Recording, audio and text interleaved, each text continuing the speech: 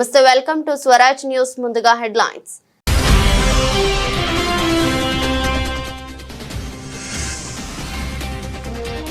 నింపులు చిమ్ముకుంటూ నెంగిలోకి GSLV F-16 విజయవంతంగా కక్షలోకి NISAR.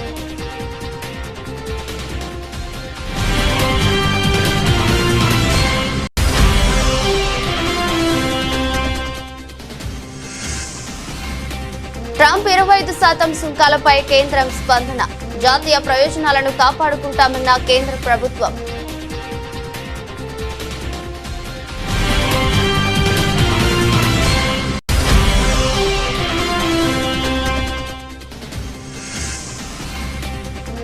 నాతో deal చేయండి, ప్రధానమంత్రి వస్తే ఇబ్బంది అవుతుంది. రాజ్యసభలో ఆపరేషన్ సింధూర్పై చర్చ సందర్భంగా అమిత్ షా ఆసక్తికర వ్యాఖ్యలు.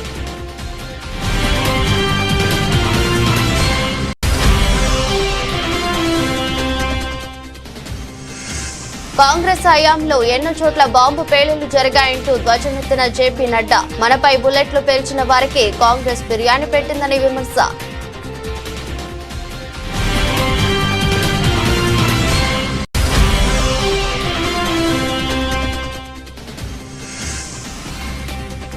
తెలంగాణలో పార్టీ మారిన ఎమ్మెల్యేల అనర్హత పిటిషన్పై సుప్రీంకోర్టు కీలక తీర్పు. ఈ వ్యవహారంలో స్పీకర్ 3 నెలల్లో నిర్ణయం తీసుకోవాలన్న సుప్రీంకోర్టు.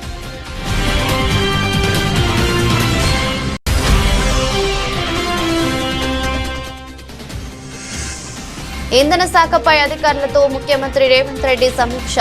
రాష్ట్రంలో కొత్తగా మరో విద్యుత్ పంపిణీ సంస్థ ఏర్పాటు చేయాలని ఆదేశించిన సీఎం.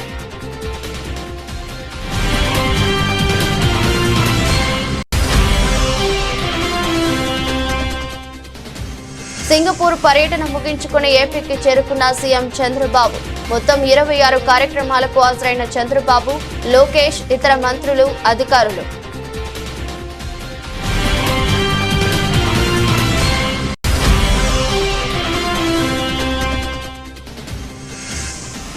బనకచర్లకు అనుమతులు వచ్చేలా కుట్రలు చేస్తున్నారు. సీఎం రేవంత్ రెడ్డిపై మాజీ మంత్రి, ఎమ్మెల్యే జగదీష్ రెడ్డి ఆరోపణలు.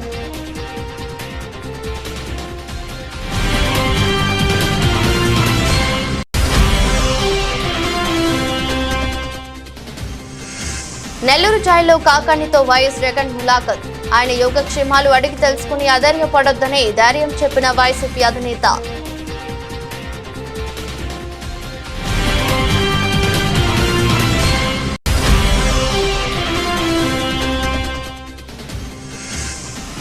ప్రజ్ఞా ఠాగూర్ సహా 7 నిర్దోషులే. మాలేగావ్ పేలుడు కేసులో ముంబై కోర్టు సంచలన తీర్పు.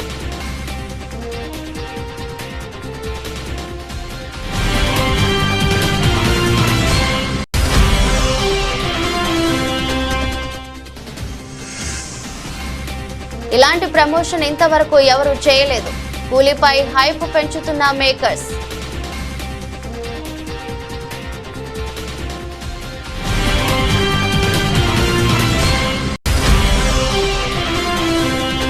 పహల్గామ్ ఉగ్రదాడి రాజకీయ కారణాల నేపథ్యంలో పాకీతో మ్యాచ్ ను బాయ్కాట్ చేసిన యువరాజ్ సింగ్ సేన. అది ఫైనల్ అయినా సరే బాయ్కాట్ చేసే వాళ్ళమని స్పష్టం చేసిన ఇండియా ఛాంపియన్స్. అమెరికా అంతరిక్ష పరిశోధన సంస్థ నాసా, భారత అంతరిక్ష పరిశోధన సంస్థ ఇస్రో సంయుక్తంగా రూపొందించిన నైసార్ ఉపగ్రహాన్ని మోసుకుంటూ భారత వాహన నౌక జిఎస్ఎల్వి F-16 నింగిలోకి దూసుకెళ్లింది. అత్యంత శక్తివంతమైన అబ్జర్వేషన్ శాటిలైట్ నైసార్ ను విజయవంతంగా కక్షలోకి చేర్చింది. ఈ ఉపగ్రహం బరువు 2393 కిలోలు. నైసార్ అంటే NASA ISRO synthetic aperture radar. ఇందులో ఉండే 2 భారీ డిష్లు వంటి నిర్మాణాలు భూమిపైకి మైక్రోవేవ్, రేడియో వేవ్ సంకేతాలు పంపుతాయి. ఆ సంకేతాలు భూమిని తాకి పరావర్తనం చెంది తిరిగి శాటిలైట్ ను చేరుతాయి. నైసార్లోని సాంకేతిక వ్యవస్థలు ఆ సంకేతాలను విశ్లేషించి చిత్రాలుగా రూపొందిస్తాయి. ప్రకృతి విపత్తులను ఇది ముందుగానే అత్యంత ఖచ్చితత్వంతో అంచనా వేస్తుందని భావిస్తున్నారు. ఇస్రో అత్యంత చవకగా రాకెట్ ప్రయోగాలు చేపట్టడం గమనించిన నాసా ఈ ఉపగ్రహ ప్రయోగం కోసం ఇస్రోతో జట్టు కట్టింది.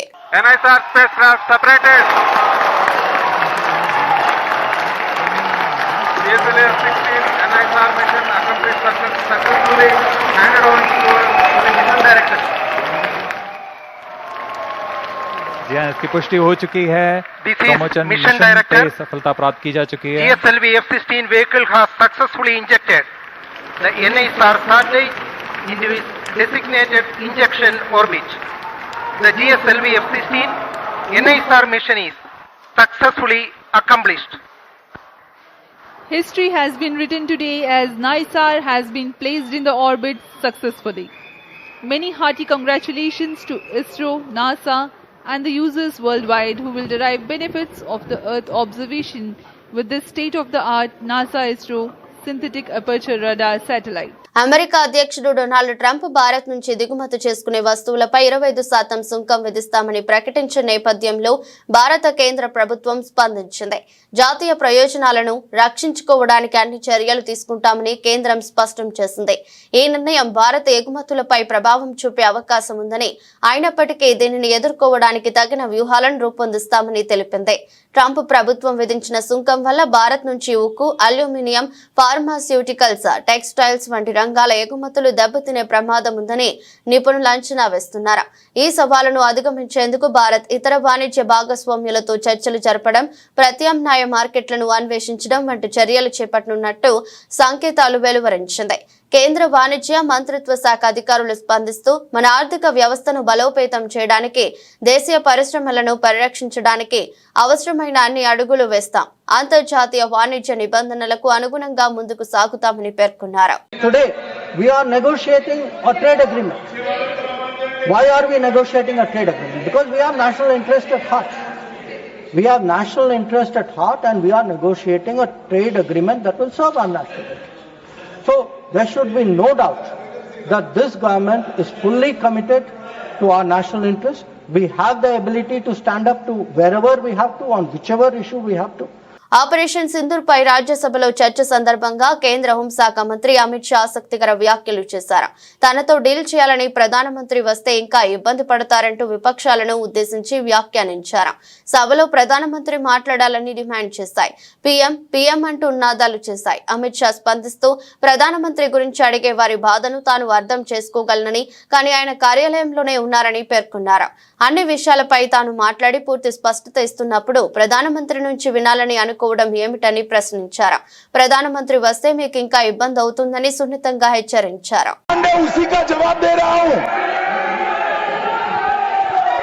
माननीय अध्यक्ष जी, पीएम साहब इनकी ऑफिस में ही है, उनको ज्यादा सुनने का शौक है क्या? भाई मेरे से निपट रहा है, काहे को प्रधानमंत्री जी को बुला रहे हो? और तकलीफ होगी। 24 अप्रैल को बिहार की जनसभा में जो कहा था वो चुनावी सभा नहीं थी। इस देश के प्रधानमंत्री की जिम्मेदारी है कि देश की जनता की भावनाओं दुनिया के सामने ढंग से रखे। मैं कोट अनकोट उनके भाषण को पढ़ता हूं। मैंने 22 अप्रैल को पहलगांव का ये हमला केवल निहत्थे पर्यटकों पर नहीं बल्कि पूरे भारत की आत्मा पर हुआ एक दुस्साहसपूर्ण प्रहार है। आतंकवाद के प्रति दृढ़ और कड़ा रुख, आतंकवादियों और इस हमले की साजिश रचने वालों की कल्पना से भी बढ़कर उनको बड़ी सजा दी जाएगी। आतंकियों के बीच बची खुची जितनी भी भूमि है उसको मिट्टी में मिलाने का समय आ गया। 140 करोड़ भारतीय इस बात के लिए एकजुट है कि आतंक के आकाओं की कमर तोड़ दी जाएगी। కాంగ్రెస్ నేతృత్వంలోని యూపీఏ పాలనలో ఢిల్లీ, వారణాసి, ముంబై వంటి నగరాలలో బాంబు పేలుళ్లు సంభవించాయని కేంద్ర మంత్రి జేపీ నడ్డా అన్నారు.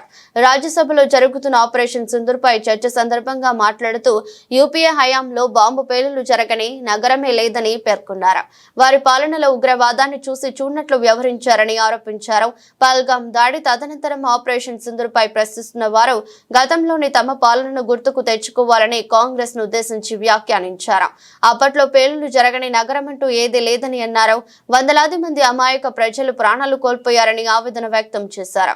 అయినప్పటికీ ఉగ్రవాదాన్ని అరికట్టేందుకు వారు ఎలాంటి చర్యలు తీసుకోలేదని ఆయన విమర్శించారు. ఢిల్లీ సీరియల్ బాంబ్ బ్లాస్ట్ 29 अक्टूबर 2005 सरोजनी नगर, पहाड़गंज, गोविंदपुरी, दिल्ली करने वाले लश्कर-ए-तौयबा के कितने लोग मारे गए? 67। इंजर्ड कितने हुए? 200। और दिवाली के पहले ये बॉम्ब ब्लास्ट हुआ, ठीक दिवाली से ठीक पहले। आप समझिए, उस समय की कल्पना कीजिए और उस समय की सरकार की इनसेंसिटिविटी को समझिए। No action was taken.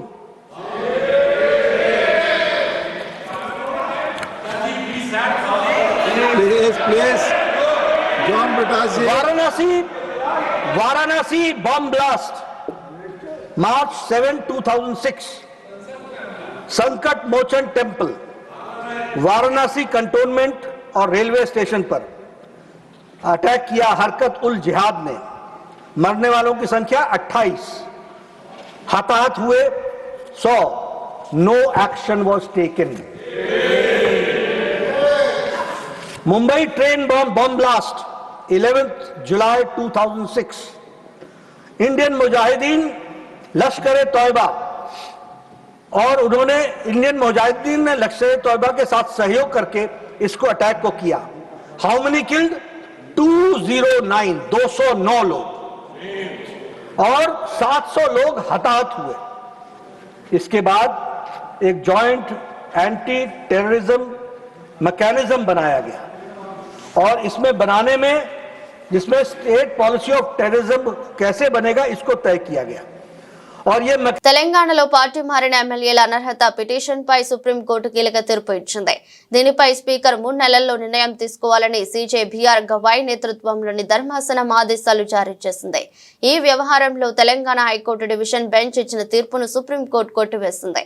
న్యాయస్థానమే అనర్హత వేటు వేయాలన్న విజ్ఞప్తిని తోసిపుచ్చింది. ఈ సందర్భంగా ఆపరేషన్ సక్సెస్, పేషెంట్ డెడ్ అన్న సూత్రం వర్తించకూడదని సర్వోన్నత న్యాయస్థానం వ్యాఖ్యానించింది. కాగా తెలంగాణలో 10 మంది ఎమ్మెల్యేలు బీఆర్ఎస్ తరపున గెలిచి కాంగ్రెస్ పార్టీలో చేరారు. ఆ ఎమ్మెల్యేలను అనర్హులుగా ప్రకటించాలని స్పీకర్ ని బీఆర్ఎస్ కోరింది. స్పీకర్ ఏ నిర్ణయం తీసుకోకుండా ఉండటంతో ఆ విషయంపై బీఆర్ఎస్ పార్టీ హైకోర్టుకు వెళ్లింది. హైకోర్టు స్పీకర్ ను 4 వారాల్లో నిర్ణయం తీసుకోవాలని చెప్పగా స్పీకర్ తనను ఆదేశించే అధికారం హైకోర్టుకు లేదన్నారు. దాంతో విషయం సుప్రీంకోర్టుకు చేరింది. ఇప్పుడు సుప్రీంకోర్టు కీలక తీర్పు ఇచ్చింది. తాము స్వయంగా వేటు వేయలేమన్న సుప్రీంకోర్టు దీనిపై 3 నెలల్లో స్పీకర్ నిర్ణయం తీసుకోవాలని ఆదేశించింది. First of all, I would like to thank Honorable Supreme Court of India for passing a very erudite judgment. It was an elaborate judgment. Supreme Court has reconsidered its earlier decisions and it has finally passed a landmark judgment. In this judgment, the Honorable Supreme Court has directed the Speaker to decide the pending disqualification petitions within 3 months of time. And it has also said that if any of the MLAs will take time or will try to protract the proceedings, then the court also said that the Speaker has to draw an adverse inference against them.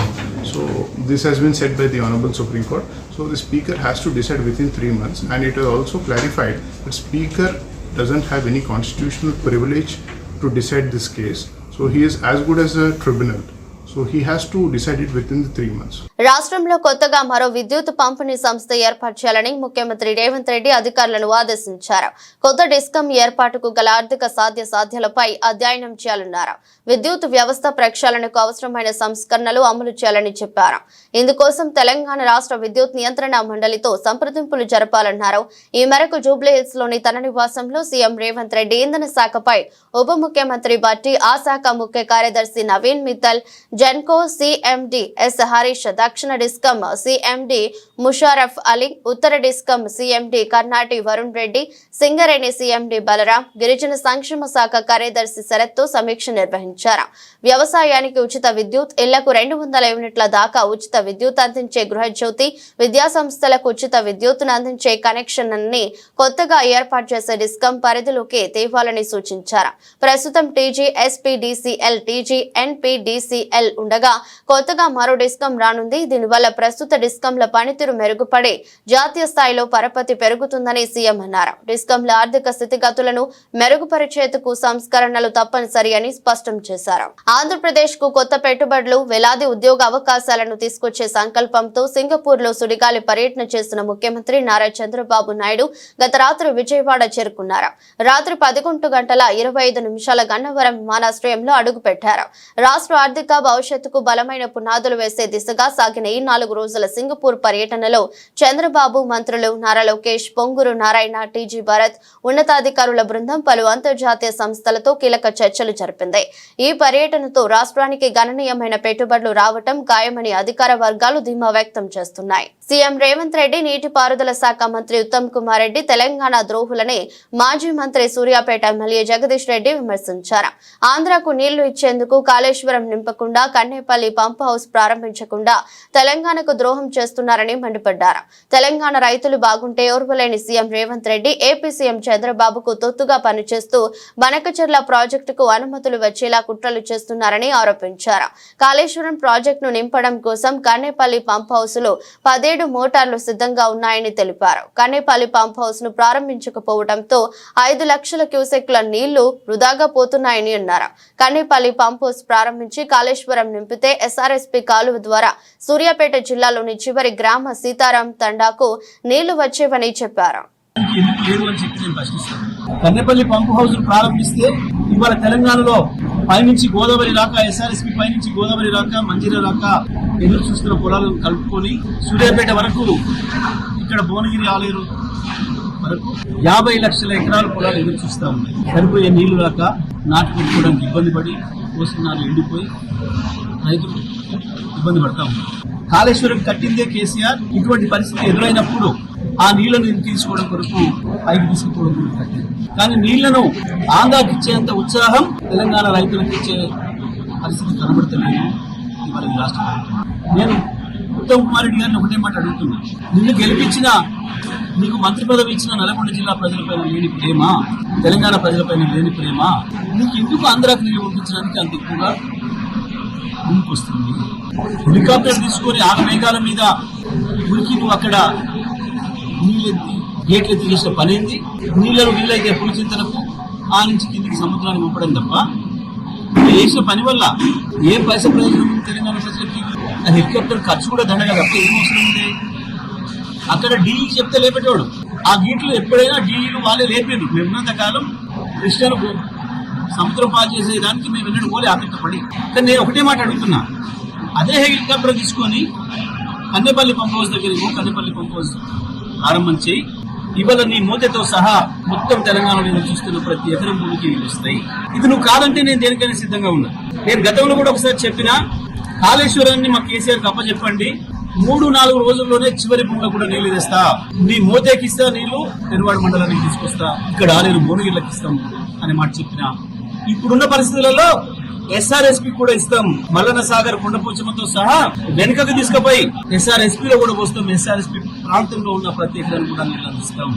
అక్రమ కేసుల్లో నెల్లూరు జైల్లో ఉన్న మాజీ మంత్రి కాకాని గోవర్ధన్ రెడ్డి, వైఎస్ఆర్సీపీ అధినేత మాజీ ముఖ్యమంత్రి YS Jaganmohan Reddy ములాఖత్ అయ్యారు. ఆయన యోగక్షేమాలు అడిగి తెలుసుకుని అధైర్యపడవద్దని కాకానికి ధైర్యం చెప్పారు. వైఎస్ జగన్ వెంట కాకాని కూతురు ఎంపీ గురుమూర్తి, మాజీ మంత్రి కారుమూరి వెంకట నాగేశ్వరరావు ఉన్నారు. అక్కడి నుంచి టీడీపీ గుండాల దాడి నుంచి తప్పించుకున్న మాజీ ఎమ్మెల్యే నల్లపురెడ్డి ప్రసన్న కుమార్ రెడ్డిని వైఎస్ జగన్ పరామర్శించేందుకు వెళ్లారు. ప్రసన్న కుమార్ రెడ్డి ఇంటి దగ్గర కూడా పోలీసులు ఆంక్షలు పెట్టారు. 100 మందికి మాత్రమే అనుమతి ఉంటుందని చెప్పారు. నిబంధనలు ఉల్లంఘిస్తే చర్యలు తప్పవని ఎస్పీ దామోదర్ హెచ్చరించగా, ప్రజలు ఆంక్షలు దాటుకుని స్వచ్ఛందంగా ప్రసన్న కుమార్ ఇంటి వైపు రాగా పోలీసులు లాఠీ చార్జ్ చేశారు. అడుగడుగునా డ్రోన్ కెమెరాలతో నిఘా పెట్టారు. వైఎస్ఆర్సీపీ నేతలు, కార్యకర్తల కదలికలను కూడా పర్యవేక్షిస్తున్నారు. వాహనాల డ్రైవర్లు ఆధార్ కార్డులతో పాటు వారి వివరాలు కూడా పోలీసులు సేకరించారు.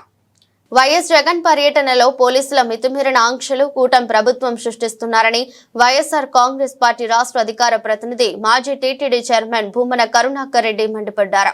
ఈ విషయమై ఆయన మాట్లాడుతూ, ఎన్ని అడ్డంకులు సృష్టించినా వైఎస్ జగన్ పై ఉన్న ప్రజాదరణను, అభిమానాన్ని అడ్డుకోలేరని స్పష్టం చేశారు. జగన్మోహన్ రెడ్డి గారి పర్యటనలో ఆయన దగ్గరికి ఎవరు రాకూడదు, ఆయన ఎవరు చూడకూడదు, ఆయనతో కలిసి ఎవరు కూడా అనుసరించకూడదు అనేటువంటి విషయాలన్నింటి పట్ల ఆయన గారికి పూర్తి అనుకూలమైనటువంటి నిర్ణయాలు తీసుకునేటువంటి పోలీసు అధికారుల యొక్క చర్యల కారణంగా నెల్లూరు పట్టణాన్ని పూర్తిగా అష్టదిగ్బంధనం చేయటమే కాకుండా కొవ్వూరు నియోజకవర్గం నుంచి వచ్చేటువంటి పల్లె మార్గాలన్నింటినీ కూడా పూర్తిగా తమ అధీనంలోకి తెచ్చుకొని అయినా కూడా జగన్ గారి అభిమానులు వస్తారు అన్నటువంటి ఆలోచనతో జేసీబీలు తీసుకొని గుంతలు కొట్టేస్తున్నారు. ఈ గుంతలు కూడా ఆ రోజు చంద్రబాబు నాయుడు గారు 1999-2004 మధ్యన ఆయన పరిపాలించినటువంటి కాలంలో ఇంకుడు గుంతలు తవ్వినట్టుగా పోలీసు వాళ్ళు ఈ కొవ్వూరు నియోజకవర్గంలో అనేక చోట్ల ఆ రహదారులలో ఎవరు కూడా రాకుండా ఇంకుడు గుంతలు లాగా ఆ జేసీబీలతో కొట్టేస్తున్నారు. ఆశ్చర్యం ఇది, ఎంత దారుణమైనటువంటి విషయం. రోడ్లను వేయాల్సినటువంటి వాళ్లే రోడ్లు లేకుండా చేయటం. ఆ మార్గంలో కేవలం రాజశేఖర రెడ్డి గారు, జగన్మోహన్ రెడ్డి గారి అభిమానులు మాత్రమే వస్తారా? మిగతా ఆ ప్రాంతాల నుంచి పట్టణానికి వచ్చేటువంటి ఎంతో మంది ప్రజలకి పూర్తి అసౌకర్యం కలిగించేటువంటి నిర్ణయం తీసుకొని దారి పొడుగున ఈ రకంగా అనేక ప్రాంతాలలో ఇంకుడు గుంతల్లాగా ఈ గుంతలు కొట్టడమే కాకుండా నెల్లూరు పట్టణంలో రహదారులు, ప్రధానమైనటువంటి రహదారులు, కాలనీలు అన్నింటి చోట్ల ముళ్ల కంచెలు వేయటం. ముళ్ల కంచెలు వేసి ఎవరు కూడా దాన్ని దాటి జగన్మోహన్ రెడ్డి గారిని చూడడానికి వచ్చేదానికి అవకాశం లేకుండా ఈ తతంగం అంతా ఈ రోజు నెల్లూరు పట్టణ పరిసర ప్రాంతాలన్నింటినీ చూస్తే చాలా మంచి హాస్య నాటకం పోలీసు వాళ్ళ చేత చంద్రబాబు గారు వేయిస్తున్నట్టు. శాసనసభలో తీర్మానం చేసిన బిల్లును పార్లమెంట్ లో ఎందుకు ఆమోదించారని కాంగ్రెస్ పార్టీ సీనియర్ నేత మాజీ ఎమ్మెల్సీ జీవన్ రెడ్డి ప్రశ్నించారు. ఈ విషయమై ఆయన గాంధీ భవన్ లో ఏర్పాటు చేసిన మీడియా సమావేశంలో మాట్లాడుతూ తమ ప్రభుత్వం అసెంబ్లీలో తీర్మానం చేసిన బిల్లును పార్లమెంట్ లో ఎందుకు ఆమోదించారో బీజేపీ సమాధానం చెప్పాలని డిమాండ్ చేశారు. కేంద్రంలో అధికారంలో ఉన్నటువంటి ఎన్డీఏ పాలకపక్షం భారతీయ జనతా పార్టీ ఏదైతుందో రాష్ట్రంలో శాసనసభలో ఎప్పుడైతే బిల్లు చర్చకు వచ్చిందో వారు దానికి అనుగుణంగా మరి బిల్లుకు ఆమోదం తెలపడం జరిగింది. మరి అదే కేంద్రానికి పోయే వరకు ఏదైతుందో ద్వంద్వ నీతి 2-4 ధోరణి అంటారు కదా. వీళ్ళ రాష్ట్రంలో ఏదైతుందో ఇక్కడ ప్రతిపాదించబడ్డటువంటి యొక్క 42% రిజర్వేషన్ కల్పనకు ఆమోదం తెలిపి కేంద్రంలో 9th షెడ్యూల్ చేర్చేటువంటి యొక్క మరి బాధ్యత నిర్వర్తించకుండా నాంచివేత ధోరణి అవలంబించటం బీజేపీ యొక్క నిజ రూపం. వాళ్ళ యొక్క బలహీన వర్గాల పట్ల ఉండేటువంటి ఒక వివక్షత మనకు కనబడుతుందని చెప్పక తప్పదని చెప్పంటున్నాం. ఆశ్చర్యకరం ఏంటంటే మీరు ముస్లింలకు రిజర్వేషన్ కల్పిస్తున్నారు. ఇంకా ఈ 42% రిజర్వేషన్ లో ప్రత్యేకంగా కొత్తగా చేర్చిన అంశం ఏది లేదు. వీళ్ళ హిందువులలో కానీ ముస్లింలలో కానీ ఇది మతపరంగా ఏ విధమైన రిజర్వేషన్ సౌకర్యం కల్పించబడటం లేదు. వీళ్ళ హిందువులలో కానీ ముస్లింలలో కానీ గతం నుండి గుర్తింపు పొందినటువంటి యొక్క సామాజిక వెనుకబాటుతనానికి గురవుతున్నట్టు వర్గాలు మాత్రమే ఇది చేర్చబడ్డాయి. వైఎస్ఆర్సీపీ అధినేత మాజీ ముఖ్యమంత్రి వైఎస్ జగన్మోహన్ రెడ్డి నెల్లూరు జిల్లా పర్యటన సందర్భంగా పోలీసులు ఓవర్ యాక్షన్ చేశారు. మాజీ మంత్రి ప్రసన్న కుమార్ రెడ్డి ఇంటి వద్ద వైఎస్ఆర్సీపీ కార్యకర్తలు ప్రజలపై పోలీసులు లాఠీ చార్జ్ చేశారు. మహిళలు, వృద్ధులపైన కూడా పోలీసులు దౌర్జన్యం చేశారు. పోలీసుల తీరును నిరసిస్తూ ప్రసన్న కుమార్ రెడ్డి రోడ్డుపై బైఠాయించి ఆందోళన చేపట్టారు. పోలీసుల తీరుపై ఆయన ఆగ్రహం వ్యక్తం చేశారు. పోలీసులకు వ్యతిరేకంగా వైఎస్ఆర్సీపీ శ్రేణుల నినాదాలు చేశారు. పోలీస్ జులుం నశించాలంటూ వైఎస్ఆర్సీపీ కార్యకర్తలు ఆందోళనకు దిగారు. మా కార్యకర్తలను అన్యాయంగా కొట్టారని ప్రసన్న కుమార్ రెడ్డి ఫైర్ అయ్యారు. స్వచ్ఛందంగా ప్రజలు తరలి వస్తుంటే పోలీసులు అడ్డుకోవడం దుర్మార్గమన్నారు. జనం రాకుండా రోడ్లు తవ్వడం, బారికేడ్స్ ఏర్పాటు చేయడం సరికాదన్నారు. వైఎస్ జగన్ అభిమానులను ఎవరూ ఆపలేరని ఆయన హెచ్చరించారు. మాలేగావ్ పేలుడు కేసులో ముంబైలోని ప్రత్యేక కోర్టు సంచలన తీర్పు వెలువరించింది. ఈ కేసులో నిందితులుగా అభియోగాలు ఎదుర్కొంటున్న మాజీ ఎంపీ, బీజేపీ నాయకురాలు ప్రజ్ఞా సింగ్ ఠాకూర్, లెఫ్టినెంట్ కల్నల్ ప్రసాద్ పురోహిత్ సహా మొత్తం 7గురిని ఎన్ఐఏ కోర్టు నిర్దోషులుగా తేల్చింది. ఈ మేరకు గురువారం సంచలన తీర్పు వెలువరించింది. 2008 సెప్టెంబర్ 29న మహారాష్ట్రలోని నాసిక్ లో గల మాలేగావ్లో మసీదుకు సమీపంలో భారీ పేలుడు సంభవించిన విషయం తెలిసిందే. ఈ పేలుడు తీవ్రతకు 6 వ్యక్తులు అక్కడికక్కడే మరణించారు. 100 మందికి పైగా గాయపడ్డారు. ఈ కేసులో తొలుత యాంటీ టెర్రర్ స్క్వాడ్ దర్యాప్తు ప్రారంభించగా ఆపై కేసు దర్యాప్తు బాధ్యతలను NIA స్వీకరించింది. ఈ కేసులో ఇప్పటి వరకు 220 మంది సాక్షులను విచారించారు. ఈ ఘటనపై 17 ఏళ్ల పాటు విచారణ జరగగా తాజాగా జస్టిస్ ఏకేలా హోటీ తీర్పును వెలువరించారు. ఇక ఈ కేసులో ప్రజ్ఞా ఠాకూర్ తో పాటు lieutenant colonel Prasad Purohit, major Ramesh Upadhyay, Sudhakar Chaturvedi, Ajay Rahirkar, Sudhakar Dhar Dwivedi alias Shankaracharya, Sameer కులకర్ణిలను నిర్దోషులుగా తేల్చింది. సూపర్ స్టార్ రజనీకాంత్ నటించిన తాజా చిత్రం కూలీ. ఇది మాఫియా నేపథ్యంలో తెరకెక్కింది. ఒక రిటైర్డ్ డాన్ తప్పనిసరి పరిస్థితుల్లో మళ్లీ మాఫియాలోకి అడుగు పెట్టాల్సి రాగా ఆ తర్వాత అతను ఏం చేశాడనేదే చిత్ర కథ. క్రేజీ డైరెక్టర్ లోకేష్ కనగరాజ్ దర్శకత్వంలో రూపొందుతున్న పాన్ ఇండియా యాక్షన్ ఎంటర్టైనర్ కూలీకి సంబంధించి ఇప్పటికే విడుదలైన గ్లింప్స్, పోస్టర్ సినిమాపై భారీ హైప్ క్రియేట్ చేశాయి. అయితే ఈ చిత్రానికి పోటీగా ఎన్టీఆర్, హృతిక్ రోషన్ నటించిన వార్ 2 చిత్రం విడుదల కానున్న నేపథ్యంలో వినూత్న ప్రమోషన్స్ కి శ్రీకారం చుట్టారు కూలీ మేకర్స్. వారు చేపట్టిన ప్రమోషన్ స్టైల్ సోషల్ మీడియాలో హాట్ టాపిక్ గా మారింది. ఇప్పుడు అమెజాన్ డెలివరీ కార్డ్ అండ్ బాక్స్లపై కూలీ పోస్టర్లు ప్రింట్ చేయడం ద్వారా ప్రేక్షకుల దృష్టిని మరింత ఆకర్షిస్తున్నారు. ఇలాంటి ప్రమోషన్లు కొత్తగా క్రియేటివ్ గా ఉన్నాయంటూ ప్రశంసలు కురిపిస్తున్నారు. ఈ బారి మాస్ యాక్షన్ డ్రామా ఆగస్టు 14న తెలుగు, తమిళం, హిందీ, కన్నడ భాషల్లో గ్రాండ్ గా విడుదల కానుంది. రజనీ ఫ్యాన్స్ కి ఇది మరో పండగే. కబాలి, కాలా, జైలర్ తరహాలోనే ఈ చిత్రం కూడా రజనీ మేనియా రిపీట్ చేస్తుందని అభిమానులు నమ్ముతున్నారు. ఇంగ్లాండ్ వేదికగా జరుగుతున్న వరల్డ్ ఛాంపియన్షిప్ ఆఫ్ లెజెండ్స్ లో చిరకాల ప్రత్యర్థులు భారత్, పాకిస్తాన్ మధ్య గురువారం బర్మింగ్హామ్ లో జరగాల్సిన సెమీస్ మ్యాచ్ రద్దయింది. పహల్గామ్ ఉగ్రదాడి, రాజకీయ కారణాల నేపథ్యంలో ఇదివరకే లీగ్ దశలో దాయాదితో మ్యాచ్ ను బాయ్కాట్ చేసిన యువరాజ్ సింగ్ సేన కీలకమైన సెమీస్ లోనే అదే నిర్ణయాన్ని కట్టుబడి ఉంది.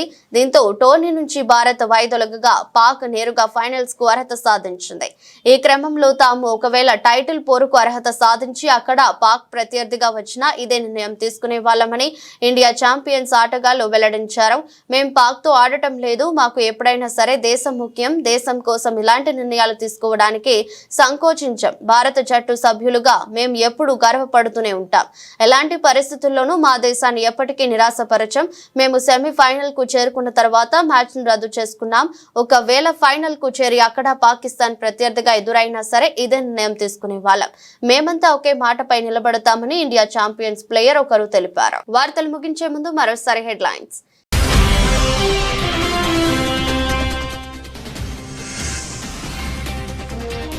నింపులు చిమ్ముకుంటూ నెంగిలోకి GSLV, F-16 విజయవంతంగా కక్షలోకి నైసార్.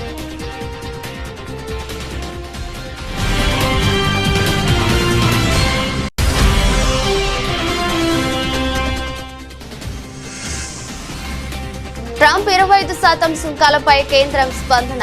జాతీయ ప్రయోజనాలను కాపాడుకుంటామన్న కేంద్ర ప్రభుత్వం.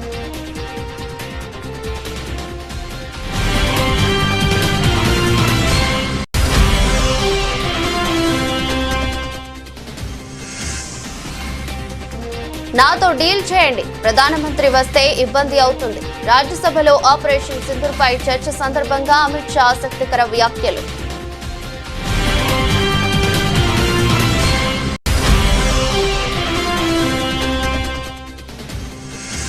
కాంగ్రెస్ హయాంలో ఎన్నో చోట్ల బాంబు పేలుళ్లు జరిగాయంటూ ధ్వజమెత్తిన జేపీ నడ్డా. మనపై బుల్లెట్లు పేల్చిన వారికి కాంగ్రెస్ బిర్యానీ పెట్టిందని విమర్శ.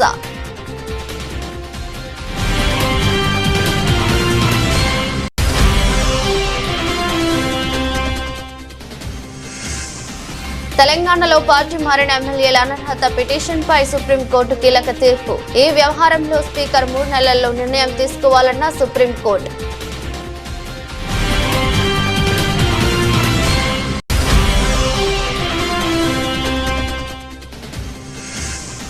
ఇంధన శాఖపై అధికారులతో ముఖ్యమంత్రి రేవంత్ రెడ్డి సమీక్ష. రాష్ట్రంలో కొత్తగా మరో విద్యుత్ పంపిణీ సంస్థ ఏర్పాటు చేయాలని ఆదేశించిన సీఎం.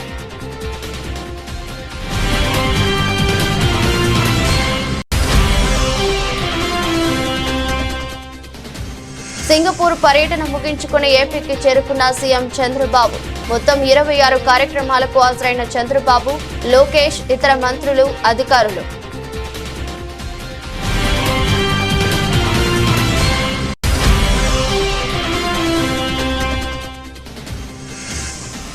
బనకచర్లకు అనుమతులు వచ్చేలా కుట్రలు చేస్తున్నారు. సీఎం రేవంత్ రెడ్డిపై మాజీ మంత్రి ఎమ్మెల్యే జగదీష్ రెడ్డి ఆరోపణలు.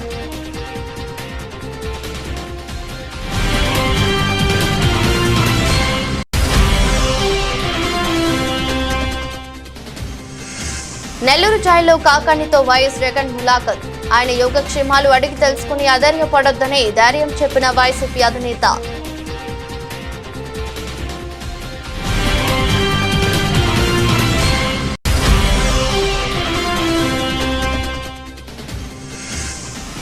ప్రజ్ఞా ఠాగూర్ సహా 7 నిర్దోషులే. మాలేగావ్ పేలుడు కేసులో ముంబై కోర్టు సంచలన తీర్పు.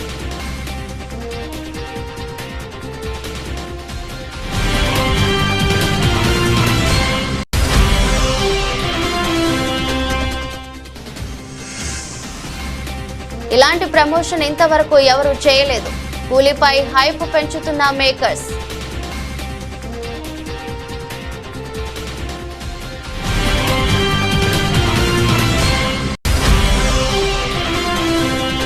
పహల్గామ్ ఉగ్రదాడి రాజకీయ కారణాల నేపథ్యంలో పాకీతో మ్యాచ్ ను బాయ్కాట్ చేసిన యువరాజ్ సింగ్ సేన అది ఫైనల్ అయినా సరే బాయ్కాట్ చేసే వాళ్ళమని స్పష్టం చేసిన ఇండియా ఛాంపియన్స్.